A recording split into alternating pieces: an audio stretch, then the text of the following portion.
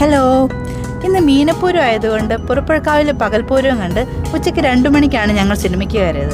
ബേസിൽ Joseph പ്രധാന വേഷത്തിലെത്തുന്ന മരണമസ് സംവിധാനം ചെയ്തത് നവാഗതനായ ശിവപ്രസാദാണ്. നമ്മുടെ ടോവിനോയും അദ്ദേഹത്തിൻ്റെ ചേട്ടനും ഒക്കെ കൂടിയാണ് പടം പ്രൊഡ്യൂസ് ചെയ്തിരിക്കുന്നത്.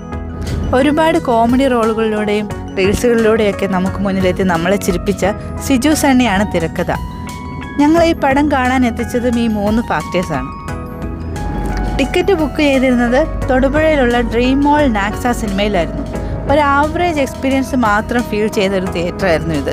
ഒരു മസ്റ്റ് തിയേറ്റർ എക്സ്പീരിയൻസ് ഡിമാൻഡ് ചെയ്യുന്ന ഈ സിനിമ നല്ലൊരു തിയേറ്ററിൽ കാണാൻ ശ്രദ്ധിക്കണം. ഒരു സീരിയൽ കില്ലർ സ്റ്റോറി കോമഡിയിൽ പൊതിഞ്ഞ് ഒട്ടും ബോറടിപ്പിക്കാതെ പ്രേക്ഷകർക്ക് മുന്നിൽ അവതരിപ്പിക്കുകയായിരുന്നു ഫസ്റ്റ് ഹാഫിൽ. ഇതിൽ ഞങ്ങളെ ഏറ്റവും ഇംപ്രസ് ചെയ്യിച്ചത് ബേസിലിൻ്റെ ലുക്കും മാസ് എൻട്രിയുമാണ്. നാട്ടുകാർക്കും വീട്ടുകാർക്കും ഒരു ഉപകാരവും ഇല്ലാത്തൊരു ജോലിക്കും പോകാത്ത യോയോ പയ്യനായിട്ടാണ് ബേസിലിൻ്റെ വരവ്.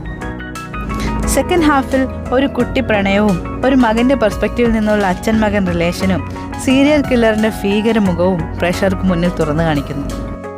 എടുത്തു പറയേണ്ട പെർഫോമൻസ് സുരേഷ് കൃഷ്ണയുടെയും ബേസിലിൻ്റെയും രാജേഷ് മാധവൻ്റെയും പിന്നെ അപ്പാപ്പൻ റോൾ ചെയ്ത വ്യക്തിയുടെയുമാണ്. ഒരു ചെറിയ ക്യാമിയോ റോളിൽ പ്രൊഡ്യൂസറും എത്തുന്നുണ്ട്. റീൽസ് വഴി ഫേമസ് ആയ നാഗച്ചേച്ചിയും ഒരു പ്രധാന വേഷത്തിലെത്തുന്നുണ്ട്. അതും ഒരു വ്യത്യസ്ത ചിരി അനുഭവമായിരുന്നു. ബേസിലിൻ്റെ എല്ലാ പടങ്ങളെയും പോലെ ഞങ്ങളെ സാറ്റിസ്ഫൈ ചെയ്യാൻ ഈ പടത്തിന് കഴിഞ്ഞില്ലെങ്കിലും യാതൊരു പ്രതീക്ഷയുമില്ലാതെ പോയാൽ വൺ ടൈം വാച്ചബിൾ ആയ ഒരു ഡാർക്ക് ഹ്യൂമറിൽ ജോണറിൽ പെടുത്താൻ പറ്റിയ ഒരു കൊച്ചു പടം.